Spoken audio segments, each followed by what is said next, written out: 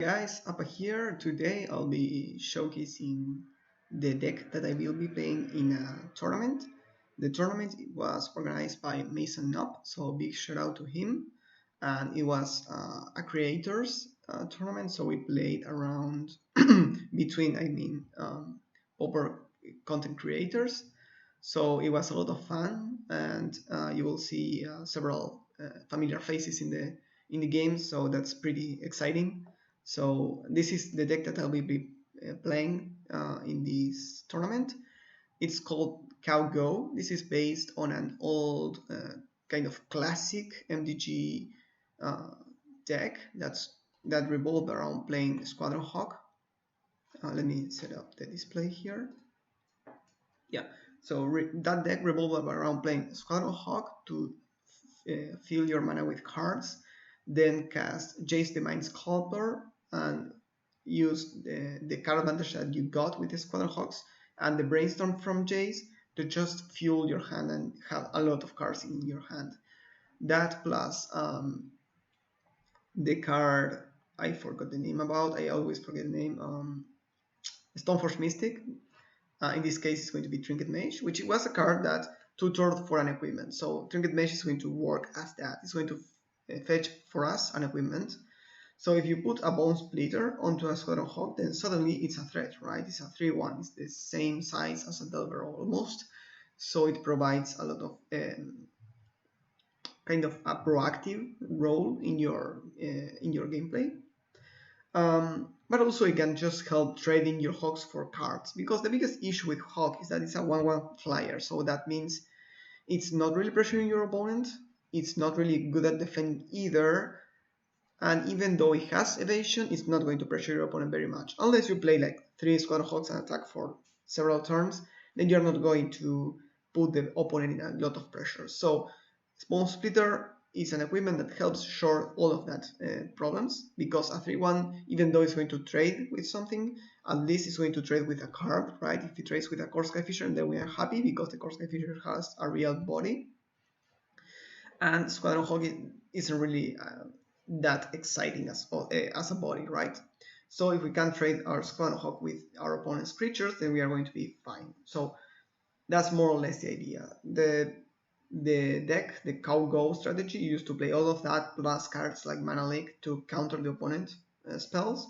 So it was a control deck that had a lot of card draw built in and board presence with Squadron Hawk. It was mostly there to chump block and save Jace and all that while fueling your hand.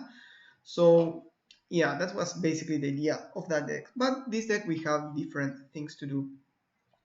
First off, since we are playing Counterspell, I decided to play also Spell Sorter Sprite. So the idea is that we are going to have several things to have in the opponent's turn, so we can play something in their end step if they don't do anything. So even though Spell Sorter Sprite is again just a 1/1 flyer, the ability to be cast with Flash means that we can try and, first off, obviously try to counter a cantrip or a removal spell, but if they don't play anything, then we can just add something to the board at instant speed, and then that makes Bone Splitter makes the Spell Stutter Sprite a real threat. So that's more or less the idea of the Spell Stutter Sprite here. It's not a fairies deck. We are not going to counter every most of the time things with this, but it's just a role player, right?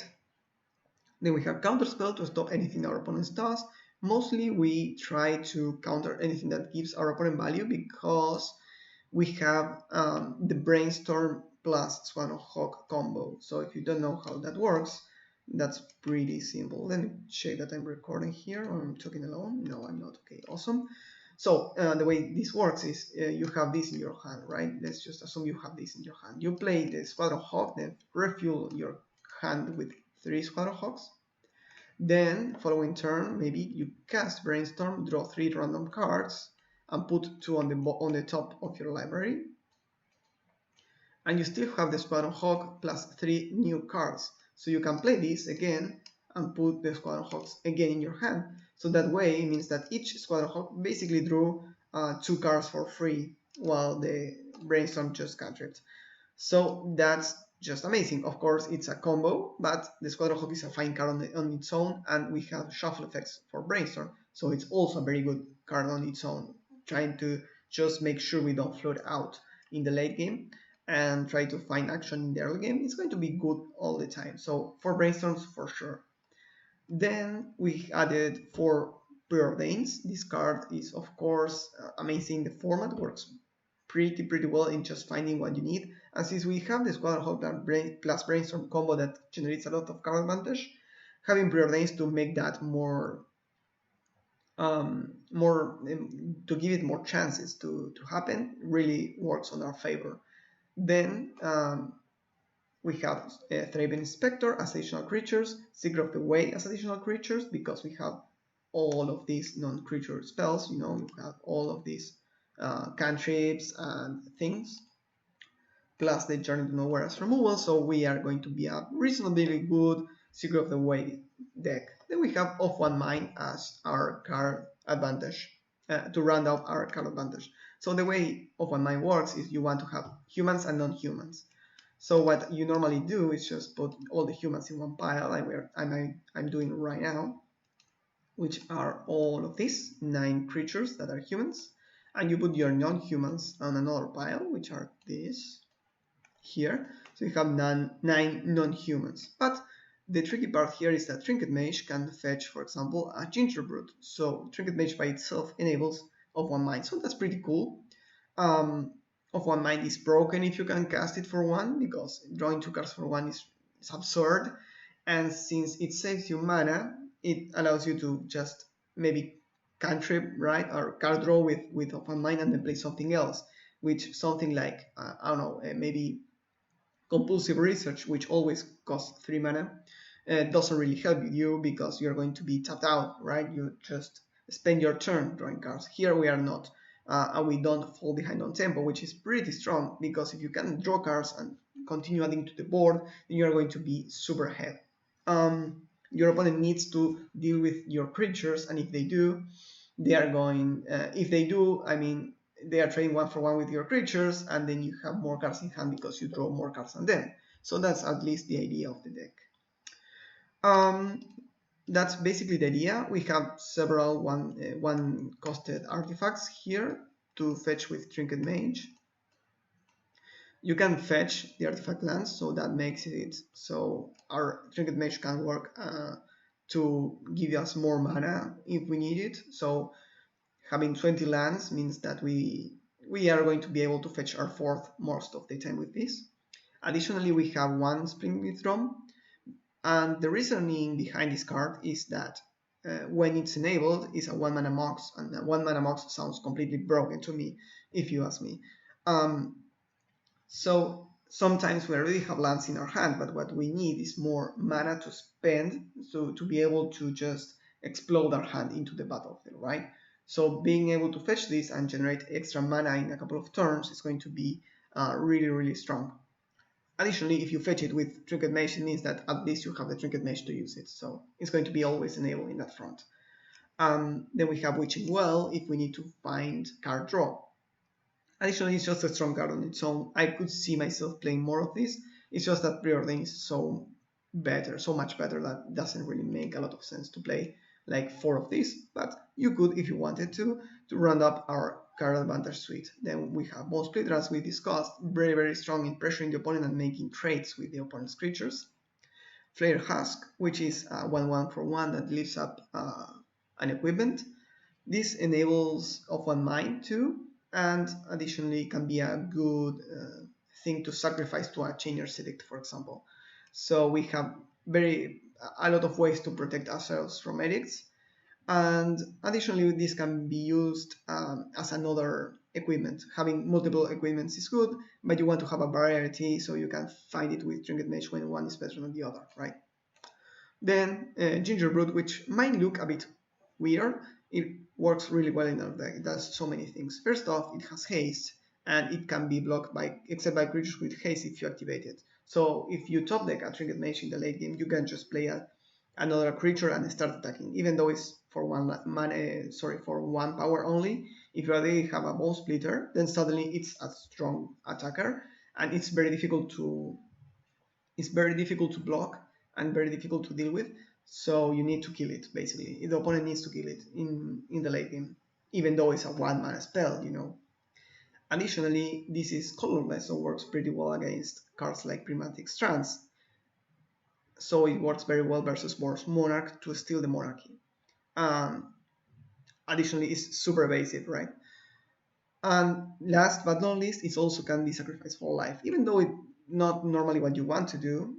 Um, this is the only way we have of gaining life outside of Seeker of the Way in the main deck, and it's fetchable with Trinket Mage. So if we are against burn, then this is going to be very useful. Additionally, against things like Stompy, you can just block a big creature and sacrifice it to gain life to be basically a fog on a stake. And since it has haste, you can sacrifice it right away, so you don't need to wait on that. Of course, it's not the most efficient way of gaining life, but it's additional utility in the card, right?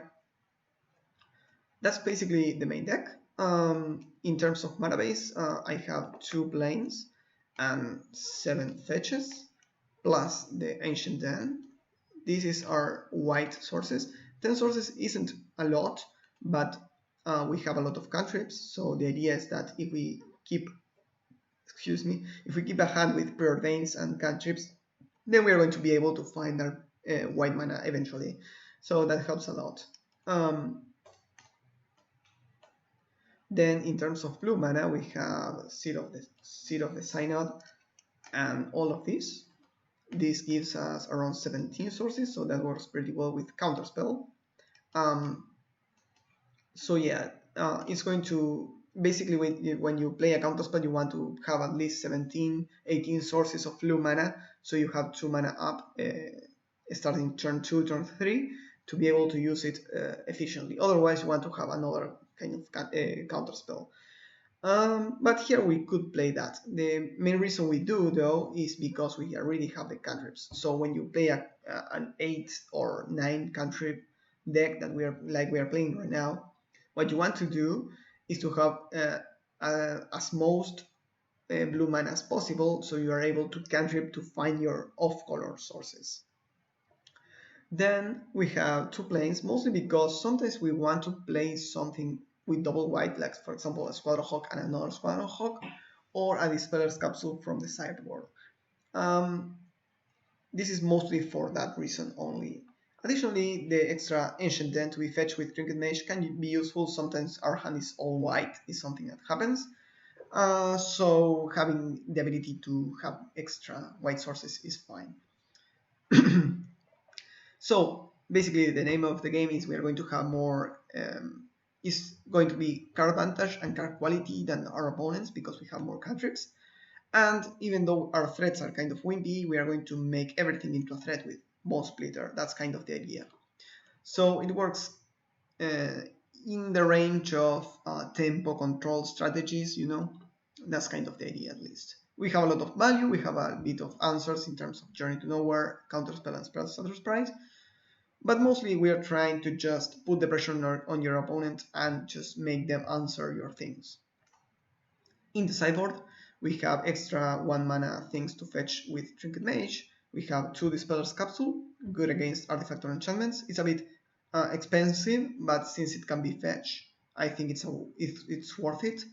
Then we have Relic of Progenitors. There is an argument to put it in the main deck. I don't really like it because if we want to draw cards, we have the Witching Wall already, and this card is a bit bad in the main deck if you're not doing something with if the opponent is not using the graveyard, it's not going to do anything. So it's kind of a meta call, really. If you play against a lot of decks that play things on the graveyard, then Relic of Progenitors is going to be good in the main deck. Then we have Sealbook Lifestaff, which when a creature dies, you gain 3 life. So you can put it on Thriving Inspector, have it at 2/2 that can trade with most creatures in the format and gain you life. Means it's pretty strong against decks like Stompy. And even though it's not that great versus burn because we don't have a way of sacrificing creatures, we are still going to put it in because they can't really attack if we have this. So it's very strong in that respect. Then, since we are blue-white and we don't have access to Electricity, we are playing Brilliant Lombo, which is our version of Electricity. Again, it can be fetched with Trinket Mage, but since it's 3 to equip, I don't really like it in the main deck. But it could be because it's additional removal, so I could see myself playing this in the main deck. Standard bear against go tall strategies. Echoing Truth, just a catch-all. It's going to come in if we need it or if we have bad cards in the main deck. Negate is pretty strong against control decks, basically. Oblivion Ring as additional permanent hate. It hits on almost anything you care. It's a bit slow, but it can get anything from a Pestilence to I don't know, a Gourmet Gangler. So it's strong in the main deck, in the sideboard. Stonebone Guys, great against Chainer Civics. Not that we need it, though. It's mostly for the fairy matchups because this blocks several things on one go, and it provides a clock that they need to respect. So it's pretty good against them. And last but not least, 3 Blue Elemental Blast to not lose against Burn and to have answers to Affinity, right? If they have an Nighthawk, we can't really do much. Well, we have the Journeys, I guess, but this really helps against them. So that's basically the idea of the deck. I think this deck is not optimal by any stretch of the imagination, but it's playable. You can play this. I wouldn't bring it as is to a Pauper League, but it's not that far, I think. It has some play to it, and most importantly, it's super fun to play, so I really recommend it if you like playing tutors and card draw and cantripping like a madman. So yeah, that's basically it. So thank you so much for watching and see you in the games.